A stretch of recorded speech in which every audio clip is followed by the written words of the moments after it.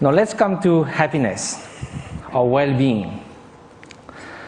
And first of all, despite what the French intellectuals say, it seems that no one wakes up in the morning thinking, may I suffer the whole day.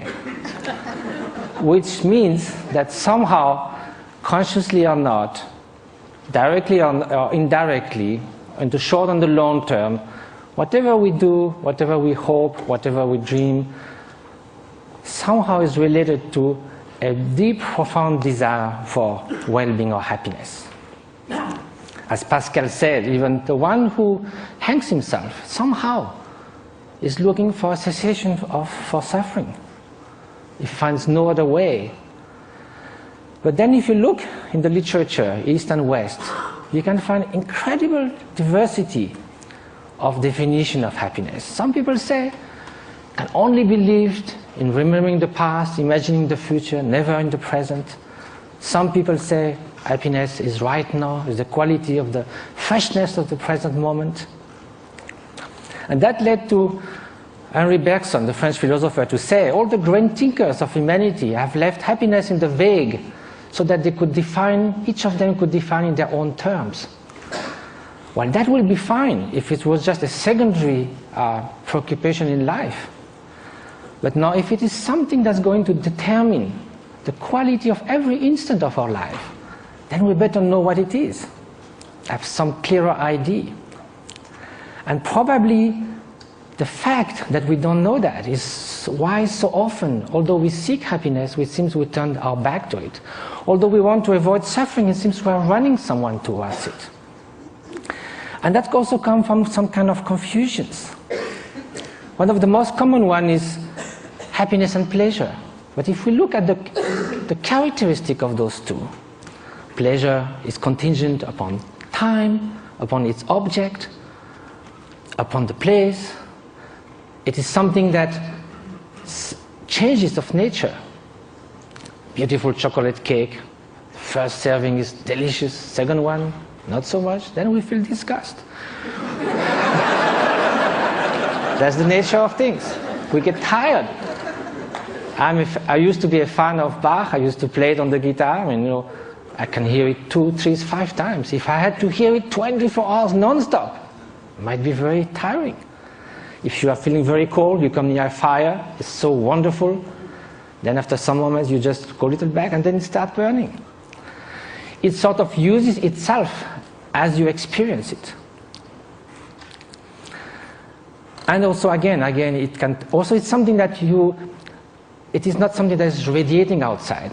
Like you can feel intense pleasure and some others around you can be suffering a lot.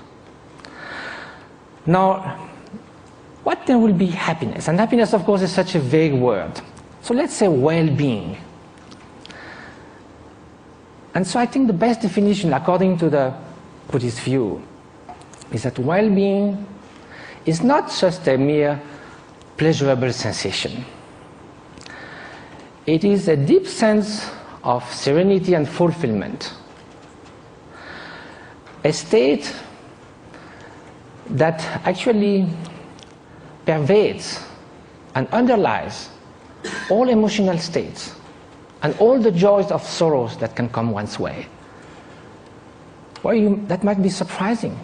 Can we have this kind of well-being while being sad? In a way, why not? Because we are speaking at a different level. Look at the waves coming near the shore. When you are at the bottom of the wave, you hit the bottom. You hit the solid rock. When you are surfing on the top, you are all elated. So you go from elation to depression. There's no depth.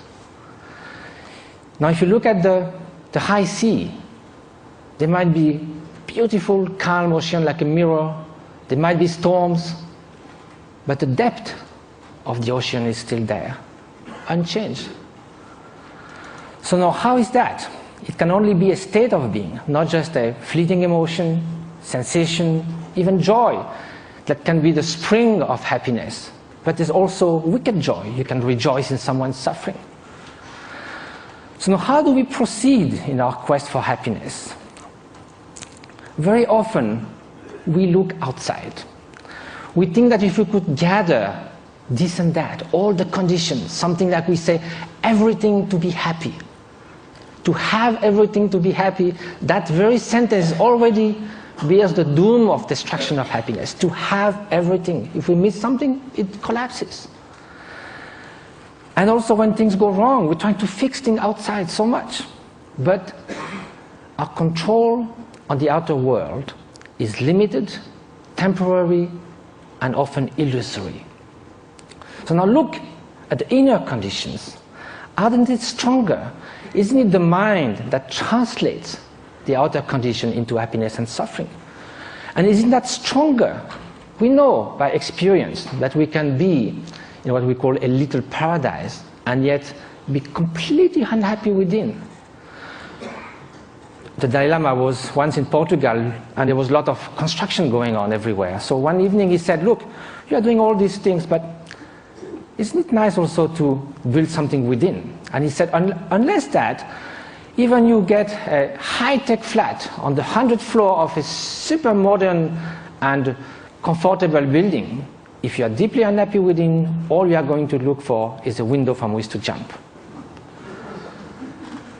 So now, at the opposite, we know a lot of people who in very difficult circumstances manage to keep serenity, inner strength, inner freedom, confidence.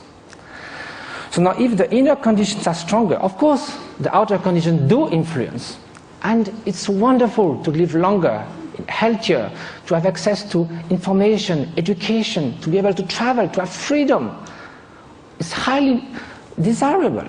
However, this is not enough. Those are just auxiliary help, conditions.